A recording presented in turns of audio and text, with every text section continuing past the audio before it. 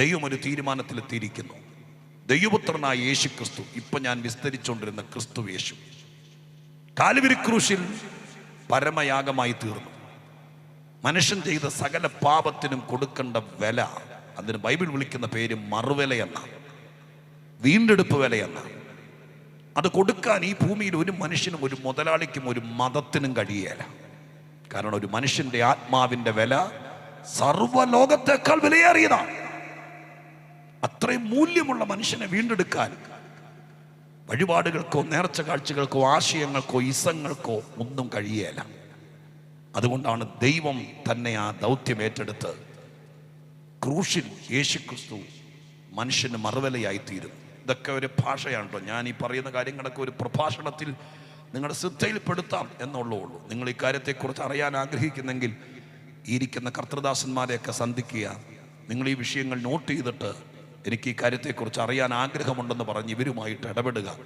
ഞാൻ 2 രാത്രിയിലേക്ക് മാത്രം ഈ നാട്ടിൽ വന്ന് ദൈവവചനം പറഞ്ഞിട്ട് തിരിച്ച് സ്തോത്രം തിരുവിതാംകൂറിലേക്ക് മടങ്ങിപ്പോകേണ്ട ആളാണ്. നിങ്ങൾ ഈ സംശയങ്ങളൊക്കെ എഴുതി വെച്ച് ചോദിക്കുന്നത് നിങ്ങളുടെ ജീവിതത്തിൻ്റെ മാറ്റത്തിന് നല്ലതായിരിക്കും. ഈ വാക്കുകളൊക്കെ ദൈവദാസന്മാരും ദൈവമക്കളും ശ്രദ്ധിച്ച് കാര്യങ്ങൾ പറയാൻ സ്തോത്രം നിങ്ങൾ പ്രബുദ്ധരാകുന്നത് നിങ്ങൾക്കും അനുഗ്രഹമായിരിക്കും.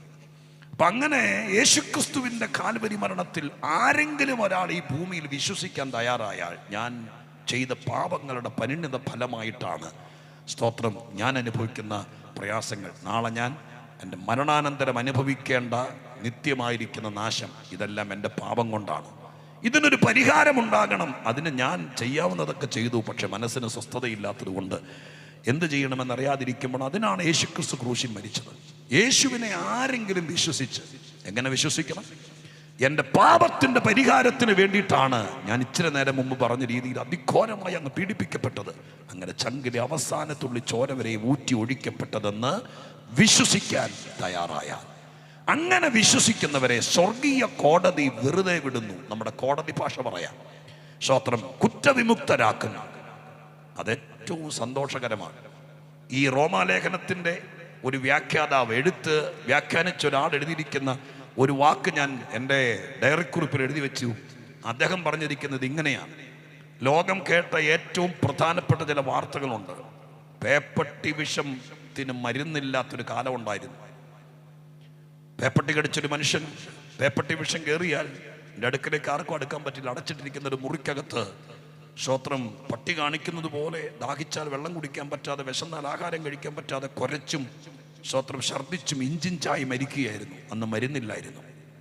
പേപ്പട്ടി വിഷത്തിന് മരുന്ന് കണ്ടുപിടിച്ചു എന്നുള്ളത് അദ്ദേഹം എഴുതിയിരിക്കുന്നത് ഇങ്ങനെയാണ്: ലോകം കേട്ട ഏറ്റവും വലിയ സുവാർത്തകളിൽ ഒന്നാണ്. സ്തോത്രം, ഹല്ലേലൂയ. ഇന്ന് മരുന്നില്ലാത്ത ഒരുപാട് രോഗങ്ങളുണ്ട്. സ്തോത്രം, പെയിൻ കില്ലറൊക്കെ കൊടുത്ത് നിർത്തിയിരിക്കുക. എന്നാൽ അദ്ദേഹത്തിന്റെ അടിക്കുറിപ്പിൽ എഴുതിയിരിക്കുന്നത് ഇങ്ങനെയാണ്: പേപ്പട്ടി വിഷത്തിന് മരുന്ന് കണ്ടുപിടിച്ചു എന്ന് കേട്ടപ്പോൾ ലോകത്തിനുണ്ടായ സന്തോഷത്തെക്കാൾ 10,000 മടങ്ങ് സന്തോഷം ഉണ്ടാകണം. ഏറ്റവും ചുരുങ്ങിയത് ദൈവമക്കെങ്കിലും സ്തോത്രം മനുഷ്യൻ ചെയ്ത പാപത്തിന് പരിഹാരമായി എന്ന് ദൈവം മനുഷ്യനോട് പറയുമ്പോൾ അത് വിശ്വസിക്കാൻ ആളുണ്ടെങ്കിൽ ദൈവം അവരെ അനുഗ്രഹിച്ചിരിക്കും.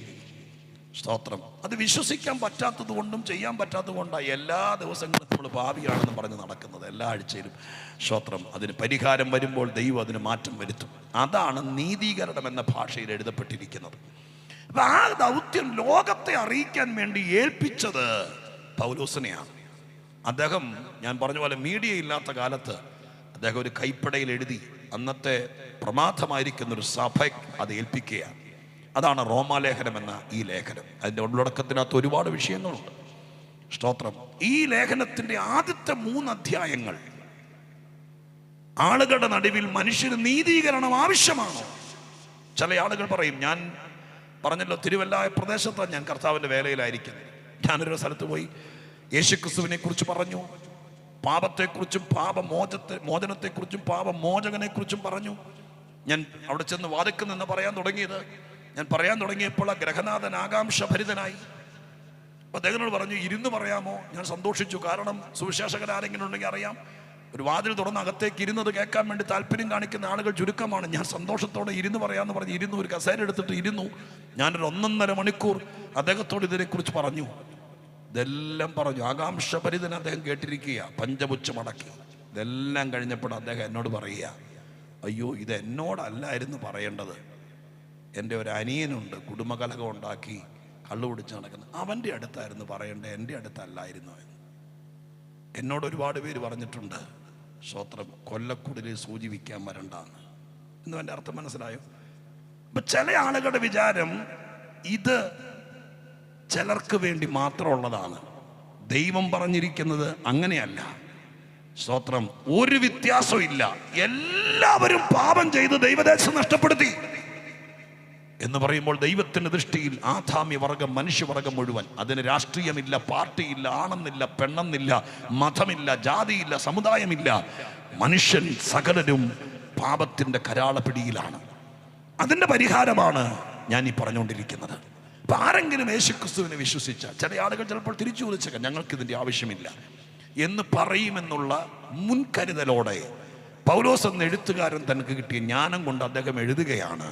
സ്തോത്രം, 3 അധ്യായങ്ങൾക്കകത്ത് ലോകത്തിൽ ഏതെങ്കിലും വിഭാഗത്തിൽപ്പെട്ട ആരെങ്കിലും ദൈവത്തിന്റെ ന്യായവിധിയിൽ നിന്ന് ഒഴിഞ്ഞവരുണ്ടോ, ഈ നീതീകരണം വേണ്ടാത്ത ആരെങ്കിലും ഉണ്ടോ എന്നതിനെക്കുറിച്ച് എഴുതി വരുമ്പോൾ ആ കാര്യം തെളിയിക്കാൻ വേണ്ടി അദ്ദേഹം പല കാര്യങ്ങൾ എഴുതി. അതിലൊരു കാര്യമാണ് ഇപ്പോൾ വായിച്ചു കേൾപ്പിച്ച 3:9. ഞാൻ ഒന്നോടെ പറയാം, ആ പശ്ചാത്തലത്തിൽ നിങ്ങൾ ആ വാക്ക് ഒന്നോടെ കേൾക്കണേ. ആ വാക്ക് ഇങ്ങനെ എഴുതിയിരിക്കുന്നത്, ആകയാൽ എന്ത് നമുക്ക് വല്ല വിശേഷതയുണ്ടോ? അശേഷമില്ല. അത്രയും കാര്യം ഒന്ന് മനസ്സിൽ കരുതിയേക്കണേ, എന്നെ അകത്തും പുറത്തും കേൾക്കുന്ന എല്ലാവരും. ഒന്നോടെ ഞാൻ പറയാം, ഈ എഴുത്തുകാരൻ ചോദിക്കുകയാണ്, ആകയാൽ എന്ത് നമുക്ക് വല്ല വിശേഷതയുണ്ടോ? ചോദ്യമാണ്. വേദപുസ്തകത്തിൽ 3600ഓടത്തോളം ചോദ്യങ്ങളുണ്ടെന്ന് പറയുന്നു. 3600ഓടത്തോളം ചോദ്യങ്ങൾ ബൈബിളിനകത്തുണ്ട്. മനുഷ്യൻ ദൈവത്തോട് ചോദിച്ചത്, ദൈവം മനുഷ്യനോട് ചോദിച്ചത്, മനുഷ്യൻ മനുഷ്യനോട് ചോദിച്ചത്, പിശാച് മനുഷ്യനോട് ചോദിച്ചത്, അങ്ങനെ ചോദിക്കപ്പെട്ട 3600ഓടത്തോളം ചോദ്യങ്ങൾ. ബൈബിളിലെ ചോദ്യങ്ങൾ തന്നെ ഗംഭീരമാട്ടോ. നിങ്ങളാരെങ്കിലും എഴുത്തിൽ അഗ്രഗണ്യരാണെങ്കിൽ, ഭാഷയെ സ്നേഹിക്കുന്നവരാണെങ്കിൽ, റിട്ടയർഡൊക്കെ ആയിട്ടിരിക്കുകയാണെങ്കിൽ ബൈബിൾ വായിച്ച് ഈ ചോദ്യങ്ങൾ മാത്രം ഒന്ന് കളക്ട് ചെയ്ത് നോക്ക്. അതിന് ചെറിയൊരു ഫുട് നോട്ട് കൊടുത്ത് നോക്കും. ഭയങ്കര ഒരു നിഘണ്ടുവിനേക്കാൾ വലിയ ഗ്രന്ഥമായിരിക്കും. കാരണം ബൈബിളിലെ ചോദ്യങ്ങളാണ്, സ്തോത്രം, ഏറ്റവും ഗംഭീരമായ ചോദ്യങ്ങൾ. ഞാൻ നിങ്ങൾക്ക് താല്പര്യം വർദ്ധിക്കാൻ വേണ്ടി 1-2 ചോദ്യങ്ങൾ പറയാം. സ്തോത്രം, ഒരു ചോദ്യമാണ്, മനുഷ്യൻ മരിച്ചാൽ പിന്നെ അവൻ എവിടെ? അത് ബൈബിളിലെ ചോദ്യമാണ്. ഇത് ഈ ലോകത്തിൽ ഒരുപാട് പേര് ചോദിച്ചുകൊണ്ട് നടക്കുന്നുണ്ട്. ആ ചോദ്യത്തിന്റെ ഒറിജിനൽ കിടക്കുന്നത് ബൈബിളിലാണ്. സ്തോത്രം, ഇങ്ങനെ ഒത്തിരി ചോദ്യങ്ങൾ യേശുക്രിസ്തുവിനോട് ചോദിച്ച ഒരുപാട് ചോദ്യങ്ങൾ വിശുദ്ധ ബൈബിളിനകത്തുണ്ട്. ഒരു കുരുടനായിരിക്കുന്ന മനുഷ്യൻ യഹൂദ നാട്ടിൽ യേശുവിന്റെ മുമ്പിൽ വന്ന് പെട്ടപ്പോൾ അന്യരല്ല, തൻ്റെ കൂടെ നടക്കുന്ന അരിമ ശിഷ്യന്മാർ ചോദിച്ചൊരു ചോദ്യം എൻ്റെ മുമ്പിൽ ഇരിക്കുന്ന ദൈവമക്കൾ ഓർക്കുന്നില്ലേ?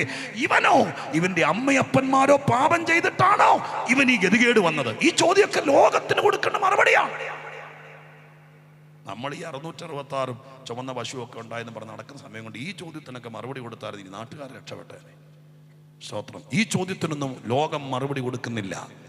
മതങ്ങൾ തൃപ്തികരമായ മറുപടി കൊടുക്കുന്നില്ല. ഈ ചോദ്യങ്ങൾ ചോദിക്കാൻ പറ്റിയ ഏറ്റവും നല്ല ആൾ യേശുവാണ്. കർത്താവ് കൊടുത്ത മറുപടിക്കകത്ത് ഇച്ചിരി ജ്ഞാനവും കൃപയും കൂടി ഉണ്ടെങ്കിൽ നമുക്ക് ലോകത്തോട് മറുപടി കൊടുക്കാം. 3600 പടുകൂറ്റൻ ചോദ്യങ്ങളാണ് ബൈബിളിനകത്ത് കൽഭിത്തികൾ പോലെ നിൽക്കുന്നത്. സ്തോത്രം, നിങ്ങളെ ഞാൻ ശുപാർശ ചെയ്യുന്നു, ഈ നാട്ടിൽ വന്ന് സുവിശേഷം പ്രസംഗിക്കുമ്പോൾ നിങ്ങൾക്ക് ആർക്കെങ്കിലും പറ്റുമെങ്കിൽ ഒരു ടീമായിട്ട് വർക്ക് ചെയ്തിട്ട്, സ്തോത്രം, ഒരായുസ് കൊണ്ട് ഈ ലോകത്തിന് കർത്താവ് വരാൻ താമസിച്ചാൽ ഒരു സംഭാവന, അങ്ങനെ ഒരു ഗ്രന്ഥവും അതിൻ്റെ വിശദീകരണം കൊടുത്തിട്ട് പോകാൻ പറ്റുവാണെങ്കിലുണ്ടല്ലോ, ലോകത്തിന് കൊടുക്കുന്ന ഏറ്റവും വലിയ സമ്മാനമായിരിക്കും. സ്തോത്രം, ഹല്ലേലൂയ. അത്ര വലിയ ചോദ്യങ്ങളാണ് യേശുക്രിസ്തുവിനോട് ചോദിച്ചത്, അല്ലെങ്കിൽ ദൈവത്തോട് ചോദിച്ചത്, ബൈബിളിൽ ചോദിക്കപ്പെട്ടിരിക്കുന്നത്. അതിലെ പ്രധാനപ്പെട്ട ചോദ്യങ്ങളിലൊന്നാണ് ഈ ചോദ്യം. ചോദ്യം ഒന്നോടെ വിശദീകരിക്കട്ടെ. ആകയാൽ എന്ത് നമുക്ക് വല്ല വിശേഷതയുണ്ടോ? ചോദ്യകർത്താവ് തന്നെ മറുപടി പറയുന്നു, അശേഷമില്ല. എന്ന് പറയുമ്പോൾ എന്തായി ഉദ്ദേശിക്കപ്പെട്ടിരിക്കുന്നത്? ഇവിടെ ആകയാൽ എന്ത് നമുക്ക് വല്ല വിശേഷതയുണ്ടോ? ഈ നമുക്കെന്ന് പറയുന്നത് ആരാണ്? ഏതെങ്കിലും പ്രത്യേക സഭക്കാരോ, ഏതെങ്കിലും പ്രത്യേക മതവിഭാഗമോ, ഏതെങ്കിലും പ്രത്യേക പ്രത്യയശാസ്ത്രം വിശ്വസിക്കുന്നവരെ അല്ല നമുക്കെന്ന് ഉദ്ദേശിക്കപ്പെട്ടിരിക്കുന്നത്. റോമർക്കാണ് ലേഖനം എഴുതിയിരിക്കുന്നത്. ഇപ്പൊ റോമാ സഭക്കാരോടാണ് പൗലോസ് ഇങ്ങനെ ഒറളി എന്ന മദ്ദളത്തോട് പറഞ്ഞെന്ന് പറഞ്ഞാൽ പറയുന്നത്, നമുക്ക് വല്ല വിശേഷതയുണ്ട്. പുള്ളിയാണ് ഒരു വിശേഷതയില്ലെന്ന് പറയുവാണെങ്കിൽ പിന്നെ ഞാൻ തിരുവല്ല എന്ന് ഇവിടെ വന്ന് പ്രസംഗിക്കേണ്ട കാര്യമുണ്ടോ? ഒരു വിശേഷതയില്ലാത്ത ഒരു പ്രസംഗം പ്രസംഗിക്കാൻ ഞാൻ ഇവിടെ വരേണ്ട കാര്യം ഉണ്ടായിരുന്നു? അപ്പൊ അതല്ല എന്ന് നമുക്ക് ഗ്രഹിക്കാൻ പറ്റണം. പിന്നെ എന്താണ് അദ്ദേഹം ഉദ്ദേശിച്ചത്? ഇവിടെ നമ്മളെന്ന് ഉദ്ദേശിച്ചത് ആഗോള വ്യാപകമായിരിക്കുന്ന മനുഷ്യവർഗമാണ്. ഇവിടെ ഈ ചോദ്യകർത്താവ് മനുഷ്യന്റെ പ്രതിനിധിയായി, ഒരു സഭയുടെ പ്രതിനിധിയല്ല, ഒരു മതത്തിന്റെ പ്രതിനിധിയല്ല, മനുഷ്യന്റെ പ്രതിനിധിയായി നിന്നോട് ചോദിക്കുക, മനുഷ്യനോട് ചോദിക്കുക, എന്നെയും നിങ്ങളെയും പയ്യന്നൂരും കണ്ണൂരുമുള്ള ജാതി മത വ്യത്യാസമില്ലാത്ത സകല മനുഷ്യരെയും സഹോദര സ്നേഹത്തിൽ കണ്ടുകൊണ്ട് ഒരു വീട്ടുകാരനെ പോലെ നിങ്ങളുടെ വീട്ടുവാതിക്കൽ വന്ന് പൗലോസ് എന്ന ചരിത്രവൃക്ഷം ചോദിക്കുക, ആകയാൽ എന്ത് മനുഷ്യന് വല്ല വിശേഷതയുണ്ടോ? ആ ചോദ്യം ഇന്ന് രാത്രികാലം അന്തരീക്ഷത്തിൽ പ്രകമ്പനം കൊള്ളുമ്പോൾ, രണ്ട് കാലേ നടക്കുന്ന നട്ടലോടെ നിവർന്നു നിൽക്കുന്ന മനനം ചെയ്യാൻ കഴിവുള്ള, സ്തോത്രം ഹല്ലേലൂയ, നരവംശാസ്ത്രത്തിൽ ഏറ്റവും ഈടുറ്റ ചിന്തകൾ നമുക്ക് സമ്മാനിക്കുന്ന മനുഷ്യനെന്ന ദൈവത്തിന്റെ സൃഷ്ടിയുടെ പരമകാഷ്ഠയായ ഏറ്റവും മണിമകുടമായ, സ്തോത്രം, ഏറ്റവും മാസ്റ്റർ പീസായ മനുഷ്യൻ, ആ മനുഷ്യനെ കുറിച്ചാണ് പൗലോസ് ചോദിക്കുക. 850 കോടി ആളുകൾ ഇന്ന് 2024-25 വാതായനങ്ങൾ തുറക്കുന്ന ഈ കാലഘട്ടത്തിൽ നമ്മളോടൊപ്പം ഈ ഭൂമിയുടെ വിരിമാറിൽ ജീവിച്ചിരിക്കുന്നു. കണക്കുകൾ പറയുന്നു 850 കോടി ആളുകൾ. മനുഷ്യൻ ഭൂമിയിൽ ഉണ്ടായതിനു ശേഷം ഇത്രയും ആളുകൾ ഒന്നിച്ച് ഭൂമിയുടെ മുഖത്ത് ജീവിച്ചിരുന്ന ഒരു കാലഘട്ടം വേറെയില്ല. 850 കോടി ആളുകളുടെ പ്രതിനിധിയായി നിന്നുകൊണ്ട് ഇന്നേ കാലത്താണെങ്കിൽ പൗലോസ് ചോദിക്കുന്നു, നമുക്ക് വല്ല വിശേഷതയുണ്ടോ? അദ്ദേഹം തന്നെ പറയുന്നു, അശേഷമില്ല എന്ന് പറഞ്ഞാൽ പയ്യന്നൂരുകാരായ നിങ്ങളും തിരുവല്ലക്കാരനായ ഞാനും വെറുതെ ഇരിക്കുമെന്ന് എനിക്ക് തോന്നുന്നില്ല. കാരണം എന്താ? നമ്മുടെ വീട്ടിൽ വന്ന് നമ്മുടെ മുഖത്ത് നോക്കിയിട്ട് മനുഷ്യന് യാതൊരു വിശേഷതയില്ലെന്ന് പറഞ്ഞാൽ നമ്മൾ സമ്മതിക്കുമോ? കാരണം എന്ത് സുന്ദരന്മാരും സുന്ദരിമാരുമാ ഇന്ന് ഈ ലോകത്തിൽ. നമ്മുടെ പിള്ളേരെല്ലാത്തിനും A+ മേടിച്ചു, സ്തോത്രം, IELTS 7.5 മേടിച്ചു. പിന്നെ സ്തോത്രം, ഇവിടുത്തെ പല എൻട്രൻസ് എക്സാമിനേഷനും 99.8% മാർക്ക് മേടിച്ച് എൻ്റെ കൊച്ചിന് ഒരു വിശേഷതയില്ലെന്ന് പറഞ്ഞാൽ ഏതെങ്കിലും അമ്മയ്ക്ക് സഹിക്കും? സ്തോത്രം, ഈ ലോകം ഇത്രയും വളർന്നത് ഒരു വിശേഷത ഇല്ലാത്തതുകൊണ്ട്. ശിലായുഗത്തിൽ നിന്ന് കമ്പ്യൂട്ടർ യുഗത്തിലേക്ക് എത്തിയ മനുഷ്യൻ, ഈ അടുത്തിടയ്ക്ക് വാർത്തകൾ വരുന്നു, 2.5 മണിക്കൂർ കൊണ്ട് ഇന്ന് 24 18 20 മണിക്കൂറുകൾ യാത്ര ചെയ്ത് ഇവിടെ നിന്ന് ന്യൂയോർക്കിലേക്കോ സാൻ ഫ്രാൻസിസ്കോയിലേക്കോ യാത്ര ചെയ്യുന്ന ഒരു യാത്രക്കാരനെ 2 മണിക്കൂർ കൊണ്ട് എത്തിക്കാമെന്ന് ശാസ്ത്രം വെല്ലുവിളിക്കുന്നു. അത്രയും 2 മണിക്കൂർ കൊണ്ട് കിലോമീറ്ററിൽ ഏകദേശം 14,000 മൈൽ, ഒരു മണിക്കൂറിൽ 14,000 മൈൽ സ്തോത്രം ദൂരം യാത്ര ചെയ്യുന്ന ആകാശ വാഹനത്തെ തയ്യാറാക്കി നിർത്തിയിരിക്കുന്ന ഈ ലോകത്തിന് മുമ്പിൽ മനുഷ്യനെ യാതൊരു വിശേഷത ഇല്ലെന്ന് ഒരു ഉപദേശി വന്ന് പോലീസ് പരേഡ് ഗ്രൗണ്ടിൽ പ്രസംഗിച്ചിട്ട് പോയാൽ ഞാൻ മണ്ടനാന്ന് പറയില്ലേ? വിശദീകരിക്കാതെ പോയാൽ. ആ ഭാഗത്തൊക്കെ ശാസ്ത്രീയമായി കണ്ടുപിടുത്തങ്ങളും കാര്യങ്ങളൊക്കെ നടത്തുമ്പോൾ ദൈവോന്മുഖമായി, സ്തോത്രം, മനുഷ്യൻ യാതൊരു വിശേഷതയും ഇല്ലാത്തവനെന്ന് ബൈബിളിന്റെ പ്രതിനിധിയായിരിക്കുന്ന ഈ എഴുത്തുകാരനെ കൊണ്ട് ദൈവത്തിന്റെ ആത്മാവ് എഴുതിപ്പിച്ചത് എന്തിൻ്റെ അർത്ഥത്തിലാണ്, എന്തുദ്ദേശത്തിലാണ് എന്ന് നമ്മൾ മനസ്സിലാക്കണം. സ്തോത്രം. ഒരുപക്ഷെ ഇന്ന് രാത്രികാലം മുഴുവൻ കാര്യങ്ങൾ എനിക്ക് പറഞ്ഞു തീർക്കാൻ പറ്റിയില്ലെങ്കിലും നാളെ രാത്രി കൂടെ ഈ പ്രഭാഷണത്തിന് സംഘാടകർ അവസരമൊരുക്കിയിട്ടുള്ളത് കൊണ്ട് ഞാൻ ധൃതി പിടിക്കുന്നില്ല. പതുക്കെ ഈ കാര്യങ്ങൾ പറയാൻ പറ്റുന്നിടത്തോളം കാര്യങ്ങൾ ഇന്ന് രാത്രി പറഞ്ഞ് നിങ്ങളെ ബോധിപ്പിക്കാം. ബാക്കി കാര്യങ്ങൾ തീർന്നില്ലെങ്കിൽ നാളെ രാത്രിയിലും ഞാൻ വളരെ ദൂരത്തുനിന്ന് നിങ്ങളുടെ നാട്ടിൽ വന്ന് ദൈവത്തിൻ്റെ വചനം പറയാൻ ഒരവസരം തന്നു എന്ന സ്ഥിതിക്ക് വിനീതമായിട്ട് അഭ്യർത്ഥിക്കുന്നു. നാളെ നിങ്ങൾക്ക് എന്തൊക്കെ പ്ലാൻ ഉണ്ടെങ്കിലും നാളെയും കൂടി വരാൻ വേണ്ടി ശ്രമിക്കണം. കാരണം ഞാൻ വളരെ പ്രാർത്ഥിക്കുമ്പോൾ ഈ നാടിനോട് പറയാൻ ദൈവം തന്നുവിട്ട ഏറ്റവും ശ്രേഷ്ഠമായൊരു സന്ദേശമാണെന്നുള്ള ബോധ്യത്തോടു കൂടെ, സ്തോത്രം, ഞാൻ നിങ്ങളെ ക്ഷണിക്കുകയാണ്. ഇന്ന് ഇതിനകത്ത് വരാൻ പറ്റിയില്ലെങ്കിലും നാളെ ഇതിനകത്ത് വരുന്നതിൽ ഒരു വിരോധവും ഇല്ല. എത്രയോ പ്രസംഗങ്ങൾ നമ്മൾ പോയിരുന്ന് കേട്ടിരിക്കുന്നു.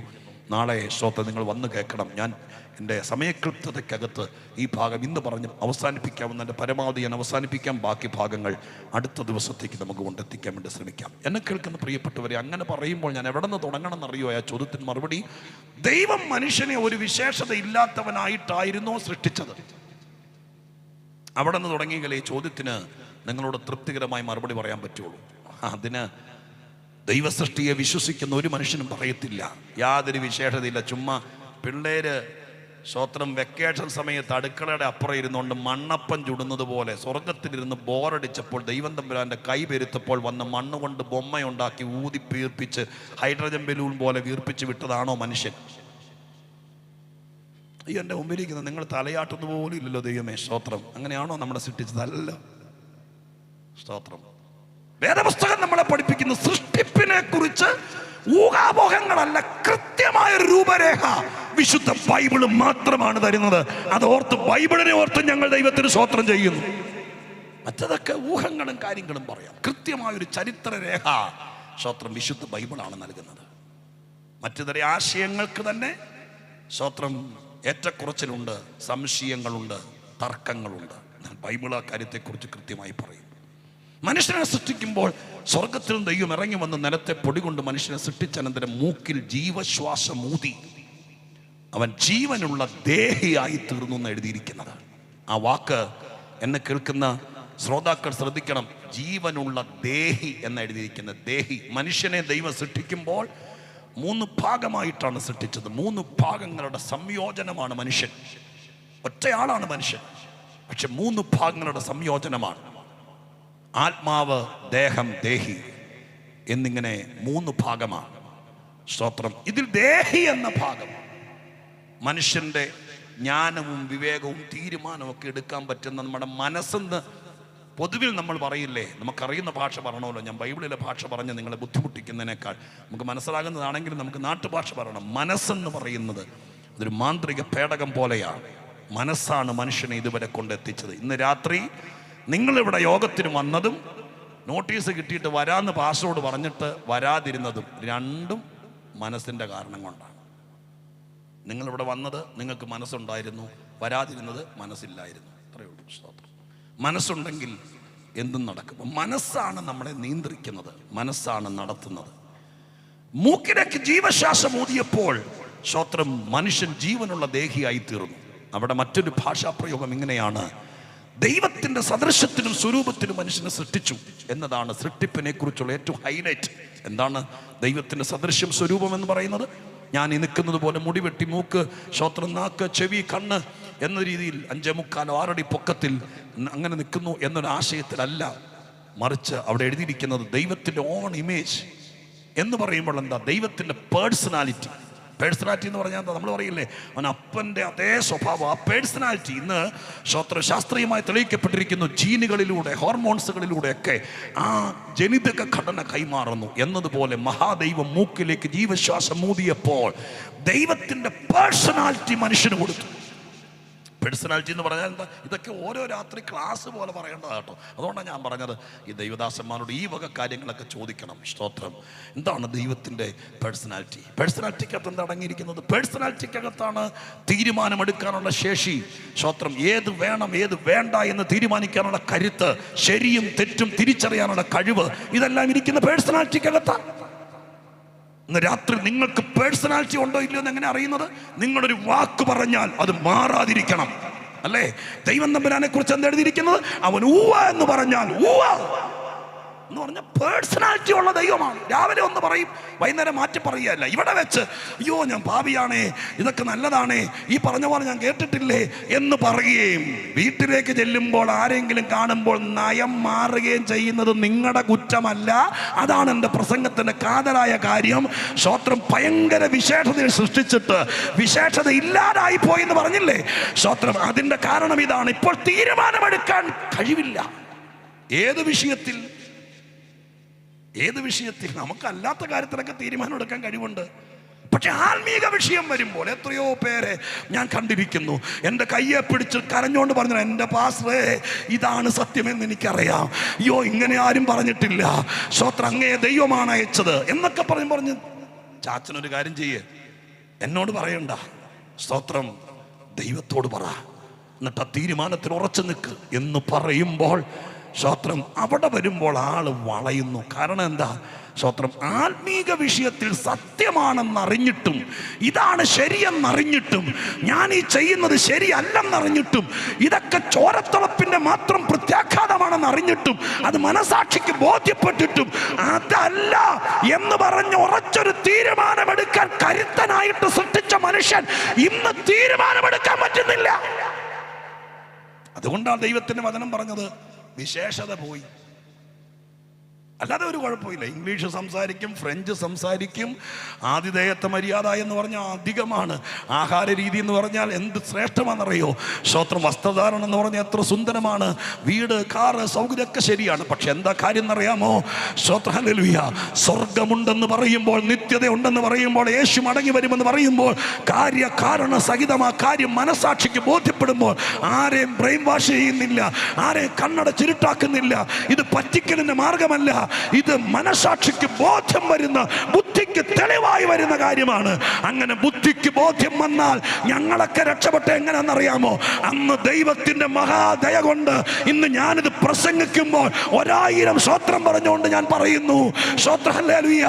പുറകോട്ട് വലിക്കുന്ന 1000 ബന്ധങ്ങൾ, ഈ ലോകത്തിന്റെ ഇക്കിളിപ്പെടുത്തുന്ന ചിന്തകൾ, ഇവിടത്തെ സ്വത്ര സുഖ സൗകര്യങ്ങൾ, താൽക്കാലികമായ വെള്ളത്തിന്റെ കുമിള പോലെ തിന്നും കുടിച്ചും തോളെ കൈയിട്ടും ജീവിക്കാവുന്ന ഇവിടുത്തെ ഹീറോയിസം, ഇതൊക്കെ പുറകോട്ട് വലിച്ചിട്ടു യേശു ക്രിസ്തു ദൈവമാണെന്ന്, ഒരു ന്യായവിധി ഉണ്ടെന്ന്, യേശു മടങ്ങി വരുമെന്ന്, സ്വർഗം യാഥാർത്ഥ്യമാണെന്ന്, മരണത്തിനപ്പുറം മനുഷ്യന് രക്ഷപ്പെടാൻ വേറെ വഴിയില്ലെന്ന് മനസാക്ഷിക്ക് ബോധ്യപ്പെട്ടപ്പോൾ അന്നൊരു തീരുമാനമെടുക്കാൻ കരുത്ത് തന്ന ദൈവത്തോട് ഇന്ന് രാത്രി പോലീസ് ഗ്രൗണ്ടിലിരുന്ന് എത്ര പേർക്ക് നന്ദി പറയാൻ പറ്റും? ഏറ്റവും നന്ദി പറയേണ്ട അതിനാ ദൈവമക്കളെ. എത്രയോ പേർക്ക് ആ ചങ്കൂറ്റം ഇല്ലാതെ പോയി. നിത്യതയോടും സ്വർഗത്തോടും ദൈവത്തോടുമുള്ള ബന്ധത്തിൽ ഏറ്റവും വലിയ കാര്യം എന്നാണെന്നറിയാമോ? ഒരു തീരുമാനമെടുത്താൽ നമ്മൾ രക്ഷപ്പെടും. മനുഷ്യനെൻ്റെ കഴിവുണ്ട്. സ്തോത്രം. ഞാൻ പറഞ്ഞല്ലോ, എൻ്റെ അപ്പൻ ഭയങ്കര കുടിയനായിരുന്നു. ഞാൻ കണ്ടതിൽ വെച്ച് ഏറ്റവും വലിയ മദ്യപാനി. ഞാൻ എത്രയോ മദ്യപാനികളെ കണ്ടിരിക്കുന്നു ഞാൻ പാസ്റ്ററായതിനു ശേഷം. പക്ഷെ എൻ്റെ ഓർമ്മയിൽ എൻ്റെ പിതാവിനെ പോലെ രാവിലെ 5:30 ചാരായം കുടിച്ചില്ലെങ്കിൽ കൈവിറയ്ക്കുന്ന മനുഷ്യനായിരുന്നു. കുടിച്ചാൽ ഇതുപോലത്തെ ചീത്ത മനുഷ്യനില്ല. എന്നാൽ ഇന്ന് എൻ്റെ അപ്പൻ എത്ര സ്നേഹനിധി എന്നറിയോ? സ്തോത്രം, ഹല്ലേലൂയ. എൻ്റെ പിതാവ് ഈ സത്യത്തെക്കുറിച്ച് ബോധ്യപ്പെട്ട അന്ന് വൈകുന്നേരം ഏകദേശം 3:30-4 മണി ഒരു ചന്തയിലെ കച്ചവടക്കാരനായിരുന്ന ആ മനുഷ്യൻ ആറ്റുതീരത്ത് നിന്ന് കേൾക്കുമ്പോൾ താനൊരു പാപിയാണെന്ന് മനസ്സിലായി. അതിൻ്റെ വെളിച്ചത്തിൽ ഇനി കുടുംബത്തെ സ്നേഹിക്കണം, യേശുക്രിസ്തു ദൈവമാണെങ്കിൽ മറ്റാരേക്കാൾ യേശുവിനെ സ്നേഹിക്കണം എന്നൊരു തീരുമാനം ആറ്റുതീരത്ത് നിന്നെടുത്തു. എല്ലാ ദിവസവും വൈകുന്നേരം ബസ്സിറങ്ങി ഞങ്ങളുടെ വീട്ടിലേക്ക് 1/2 മണിക്കൂർ നടക്കണം. അന്നത്തെ കാലത്ത് നടക്കുമ്പോൾ പോരുന്ന വഴിക്കൊരു ചാരായ ഷോപ്പ്, അന്ന് ചാരായമുള്ള കാലമാണ്. സ്തോത്രം, ഹല്ലേലൂയ. അവിടെ കയറി സ്ഥിരമായി ആ ഷാപ്പുകാരൻ അടച്ചാലും എൻ്റെ അപ്പൻ വരുമ്പോൾ തുറന്നു കൊടുക്കുമായിരുന്നു. പക്ഷെ അന്ന് വൈകുന്നേരം ആറ്റുതീരത്തിരുന്നു കൊണ്ട് ദൃഢതയോടെ തീരുമാനമെടുത്തപ്പോൾ അന്ന് വൈകുന്നേരം ഷാപ്പിൽ കയറാതെ വീട്ടിൽ വന്നു. പിന്നെ ഇന്ന് വരെ കുടിക്കേണ്ട വന്നിട്ടില്ല.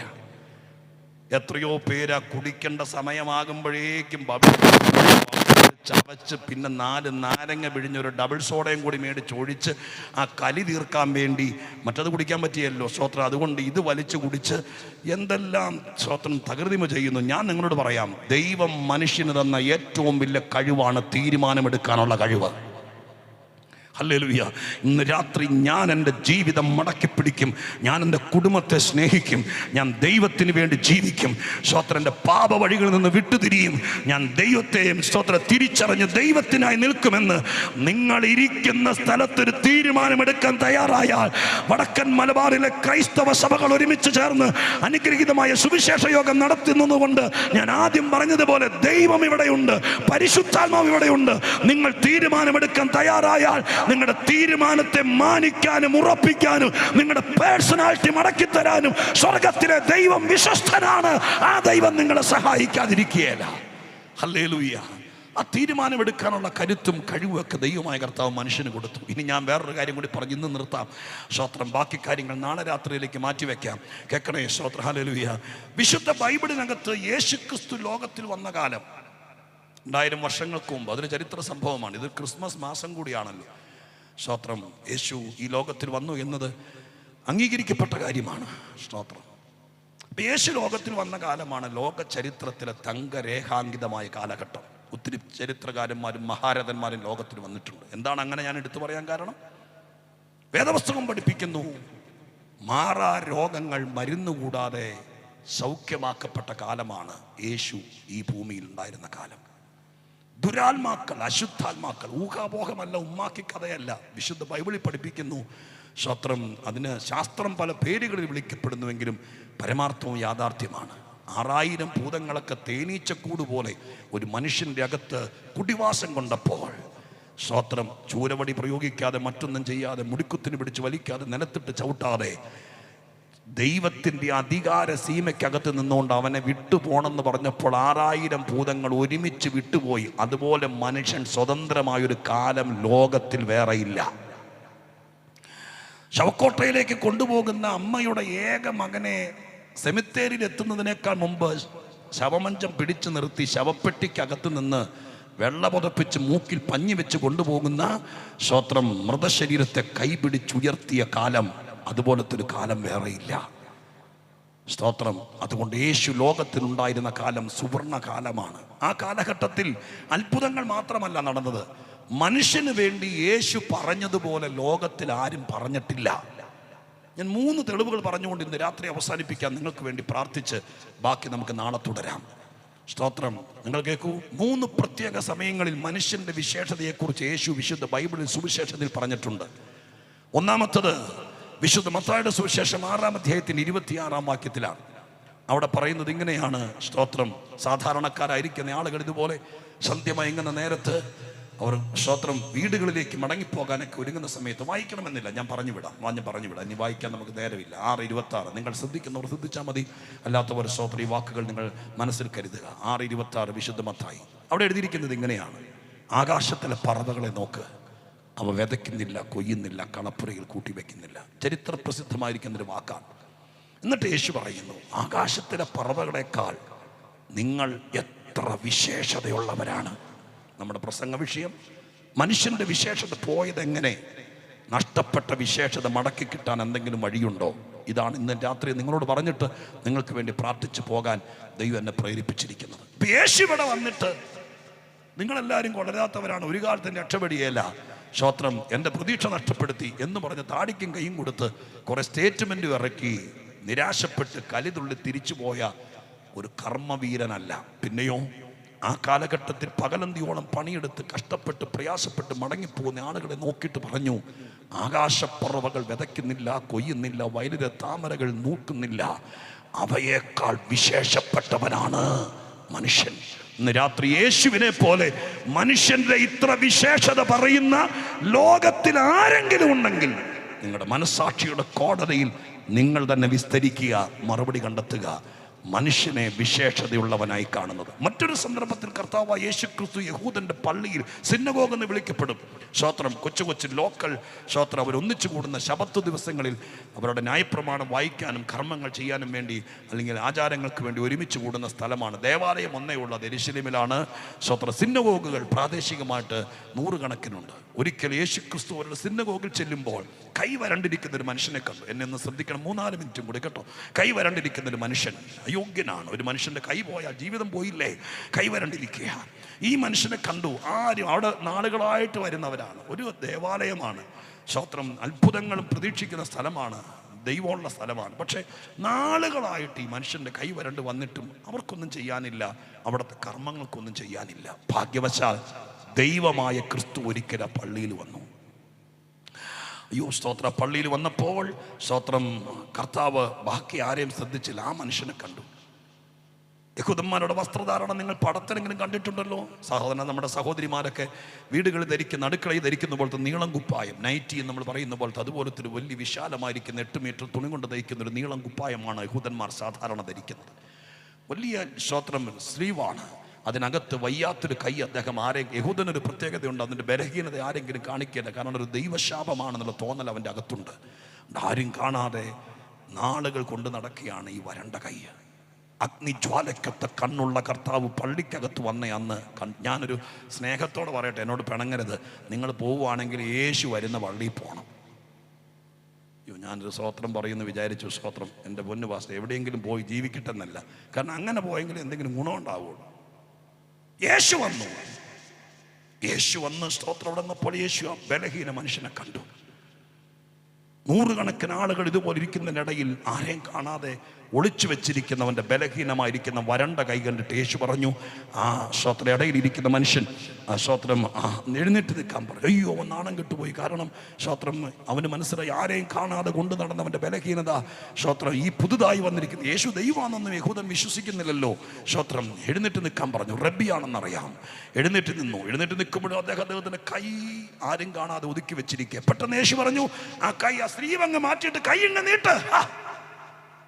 നാണം കെട്ടു എന്ന് വിചാരിച്ചു. ഞാനൊരു കാര്യം നിങ്ങളോട് പറയാം, എൻ്റെ പ്രിയപ്പെട്ടവർ, ഈ സമൂഹത്തിൻ്റെ മധ്യത്തിൽ എൻ്റെ കർത്താവ് നിങ്ങളെ എഴുന്നേൽപ്പിച്ചിട്ടുണ്ടെങ്കിൽ നാണം കെടുത്തിയേല. ഞാൻ ഇങ്ങനെ നിങ്ങൾ ചിലരോട് പറയാം, ഇരിക്കുന്നതിനേക്കാൾ മുമ്പ് കർത്താവ് എന്തെങ്കിലും ചെയ്തിരിക്കും. നിങ്ങളുടെ ചാർച്ചക്കാരുടെ, കുടുംബക്കാരുടെ, ബന്ധുക്കളുടെ ഇടയിൽ നിങ്ങളെ എഴുന്നേൽപ്പിച്ചു. നിങ്ങളുടെ ഭാഷ മനസ്സിലാവുന്നുണ്ടല്ലോ. നിങ്ങളെ എഴുന്നേൽപ്പിച്ചു. ഈ പട്ടണത്തിൽ നിങ്ങളെ ദൈവത്തിൻ്റെ ആളായി ആയിരക്കണക്കിന് ആളുകൾ ഇരിക്കുന്ന ആ പള്ളി സമുച്ചയത്തിനകത്ത് ആരെയും നോക്കാത്ത യേശു ആ ബലഹീനനെ മാത്രം നോക്കി എഴുന്നേൽപ്പിച്ചിട്ടുണ്ടെങ്കിൽ കർത്താവ് നിങ്ങളെ നാണം കെടുത്തത്തില്ല. ഞാൻ ഉറപ്പു തരാം, എൻ്റെ അനുഭവത്തിൽ നിന്ന് എൻ്റെ യേശുവിനെ നെഞ്ചകം ചേർത്ത് വിളിച്ചു പറയാം, ഒരുത്തനെ പോലും നാണം കെടുത്താത്തവനാണ് യേശു. ലജ്ജിപ്പിക്കത്തില്ല.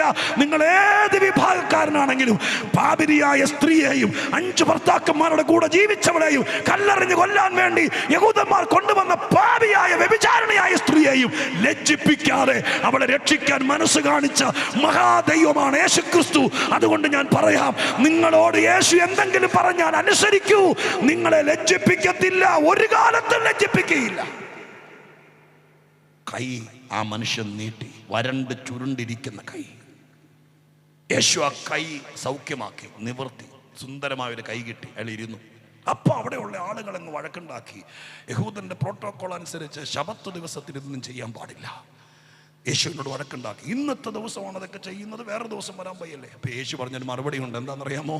യേശു പറഞ്ഞു, സ്തോത്രം, നിങ്ങളുടെ ഒരാട് സ്തോത്ര കിണറ്റിൽ വീണാൽ ശബത്ത് ദിവസം നിങ്ങളതിനെ തിരിച്ചെടുക്കില്ലേ?